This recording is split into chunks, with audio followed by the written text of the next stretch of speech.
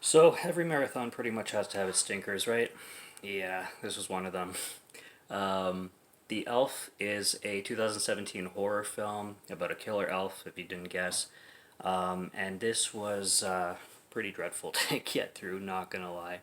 Um, I was thinking of not even reviewing it, but because I'm pretty much marathoning Christmas films this whole month, and it is streaming on Tubi, probably not something you want to add to your Christmas watch list. I mean, I've mentioned before that if I don't like a movie, I pretty much don't review it. But most of the films I'm watching this month are first time watches, and these reviews are pretty short anyway, so I thought might as well. There is a sequel to it, however, called Elves, and I think I'm going to skip that one entirely. But The Elf is the original one, very low budget, very indie film. Starts off kind of promising, I guess, for the first 5 minutes or so, but totally shits the bed after that.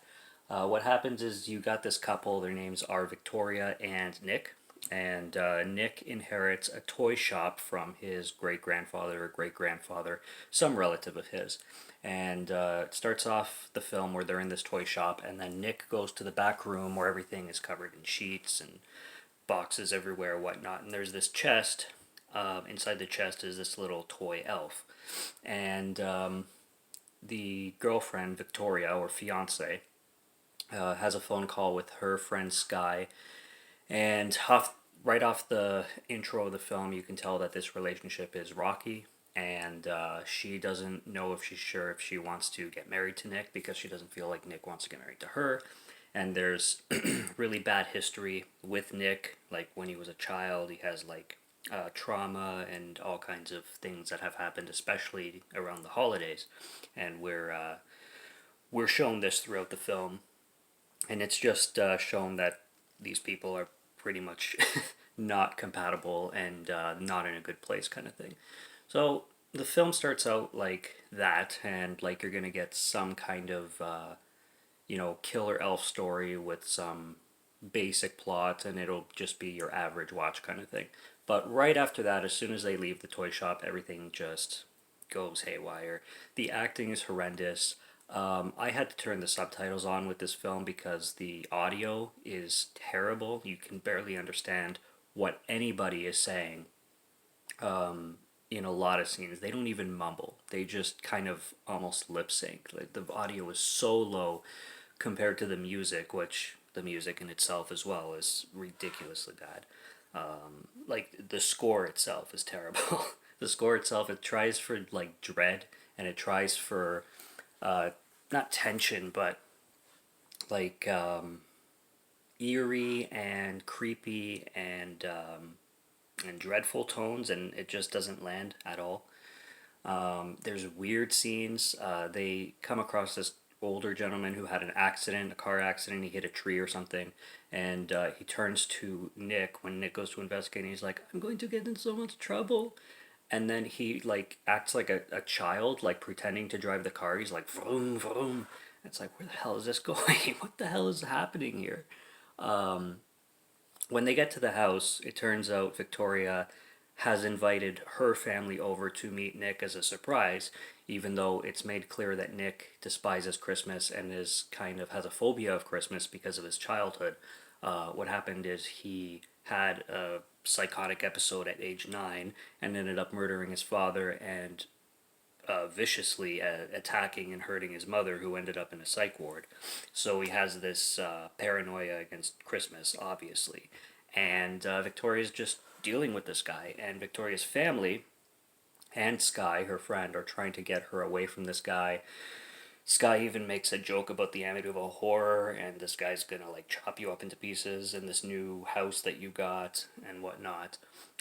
There's a scene where I believe it's Victoria's brother goes looking for somebody in the forest with Nick, and gets into a confrontation with Nick and basically threatens him to break up with Victoria so that, you know, being in protection of his little sister and stuff like that.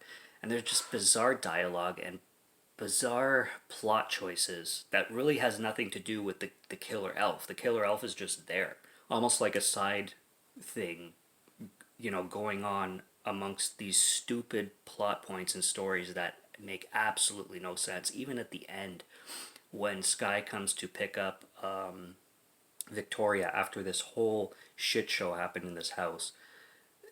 She comes to pick her up. She's glad that she's getting away from Nick or whatnot. But Victoria's attitude is just so nonchalant, and nonchalant isn't even the way to describe it. It's just like nothing happened at all. She has like a little trick of blood on her face, and that's about it.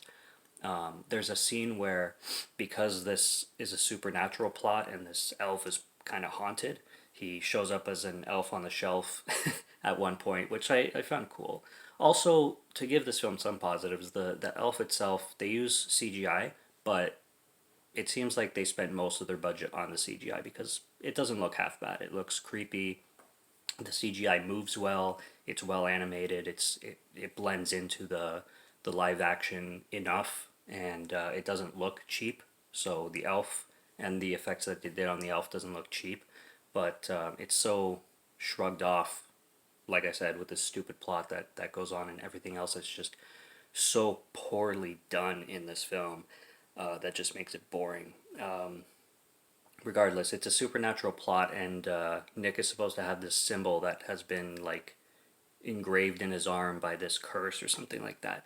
The frickin' thing was digitally put there and moves. Okay, it like some kind of thing flashing on the guy's arm, like it moves. Like it's supposed to be like a tattoo or an engraved thing on his wrist, but it moves. It like the computer. You did such a fine job on the elf, but you can't make that look realistic. Come on, man. Come on. This film was dreadful. This got half a star. I'm sorry. I don't like bitching about films. I gave it the positives that I could give it, but this is not a recommend from me. I would never watch this again. I don't even want to bother with elves. I don't know if it's the same director. I don't care. I'm not going to say I definitely won't watch it, but it's very, very unlikely that I will. So that's The Elf. I don't recommend, but check it out if you want. It is an hour and a half. It shouldn't be. It should be like an hour and 15 minutes or less. But that's all I got. So subscribe to Morgan Film Fan if you like to listen to my voice or if you like my film reviews. Check out the ones that are already on the channel, and I'll be back soon for some more. So stay tuned for that. Take care. Till next time. Cheers.